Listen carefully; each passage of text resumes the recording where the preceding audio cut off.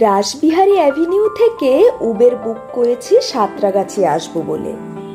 Uber নিয়ে যে ছেলেটি এলো বেশ ফিটফাট, বয়স 27-28 হবে, মুখে হালকা দাড়ি, নিজেকে বেশ পরিপাটি করে রেখেছে। মা বসলো পেছনের সিটে আর আমি বসলাম চালকের পাশের সিটে। সিটে বসতেই চালক ছেলেটি জিজ্ঞেস করলো, সাঁতরাগাছি স্টেশনের কাছেই নামবেন তো?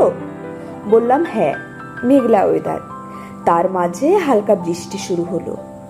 গাড়ি চালাতে চালাতেই ছেলেটি জিজ্ঞেস করলো, গান বাজলে অসুবিধে নেই তো? কিসের অসুবিধে? এই মেঘলা দিনে গান শুনতে মন্দ লাগে না। গাড়িতেই রাখা আছে একটা ছোট্ট ব্লুটুথ স্পিকার। কানেক্ট করতেই মৃদু সুরে বেজে উঠলো একটা বাংলা গান। দুপুরের সময়টা কলকাতার রাস্তাঘাট ভালোই জ্যাম থাকে। গান শুনতে শুনতে জ্যাম পার করে ফেলবো, সেটাই তখন ভাবছি। আলিপুর মিউজিয়ামটা পেরিয়ে এসে জ্যামের মধ্যে পড়লাম। গাড়ি আর এগোয় না।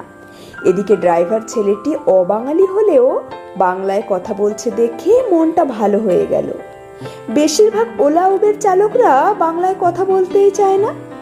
আমি নিজে থেকেই বললাম, অনেকদিন পর কোনো উবের চালককে বাংলায় কথা বলতে দেখলাম। ছেলেটি হাসতে হাসতে বলল, আমি নন বেঙ্গলি হলেও বাংলায় কথা বলতে আমার দারুণ লাগে। বললাম, বাহ, বাংলার প্রতি ভালোবাসা আছে তাহলে। থাকবে না মানে? আমার বউ তো বাঙালি মেয়ে। বাঙালি বউ, বাঙালি খাবার, বাংলাতে থাকা। আমার সব কিছুতেই যখন বাংলা, বাংলাতে কথা তো বলতেই হবে। জ্যামে আটকে গিয়ে গল্প করার সুযোগটা আরো ভালো হয়ে গেল।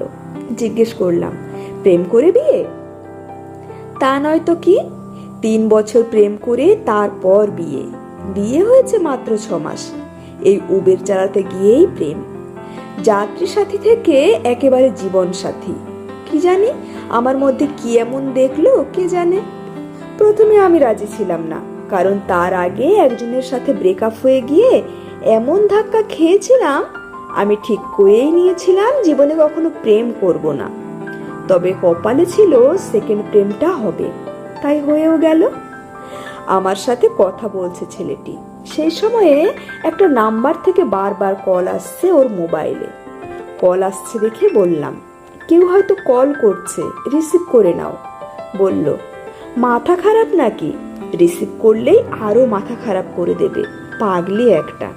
জিজ্ঞেস করলাম, কে, বউ নাকি? ও ছাড়া কে আমাকে কল করবে আর এতবার? তা একবার রিসিভ করে বলে দাও, হয়তো কোনো দরকার আছে। আমার উপর রেগে আছে। সকালে বাড়ি থেকে বেরিয়ে আসার সময়ে রাগিয়ে দিয়ে এসেছি। আচ্ছা 1 মিনিট স্যার, একবার রিসিভ করেই নিই বরং।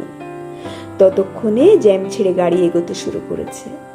কল রিসিভ করেই বলল, চা খাবো না আমি? আমি কি চা খাবো না? এইটুকু বলতেই দেখলাম কলটা কেটে দিল ওপাশ থেকে। আমি তো পাশে বসে এসব দেখছি। হেসে বললাম, এটা কি বললে যে বউ রেগে কল কেটে দিল? ছেলেটি বলল, এই ডায়লগটা আপনি শোনেননি আগে? কোভিডের সময় এটা ভাইরাল হয়েছিল। সেই চা কাকুর কথা, পরিস্থিতি যত খারাপ হোক চা খাওয়া বন্ধ করা যাবে না। শুনে বললাম, কেন শুনবো না? এটা তো সেই সময় সবার মুখে মুখে চলছিল। এই কথার সাথে বউয়ের রাগের কারণটা কি? আপনি মনে হয় সেরকম খবর টবর রাখেন না। কাল থেকে কি চলছে বলুন তো? দেব শুভশ্রীর খবরটা দেখেননি? সকালে বের হওয়ার আগে বউকে মজা করে বলেছিলাম, আমার এক্স যদি এখন ফিরে এসে বন্ধুত্ব করতে চায়, তাহলে তুমি রুক্মিণীর মতো পাশে থাকবে তো? এমন কথা শুনে জলের গ্লাসটা আমার দিকে এমন সজোরে ছুঁড়ে দিল, আর একটু হলে কপালে লাগতো। খুব জোর বেঁচে গেছি জানেন। পরিস্থিতি খুব খারাপ। দূর থেকেই জিজ্ঞেস করলাম, চা খাবো না আমি চা খাবো না? বলল, চা তো খাবো, সঙ্গে লবণ আর আদাও থাকবে। কলমে সরজিৎ ঘোষ।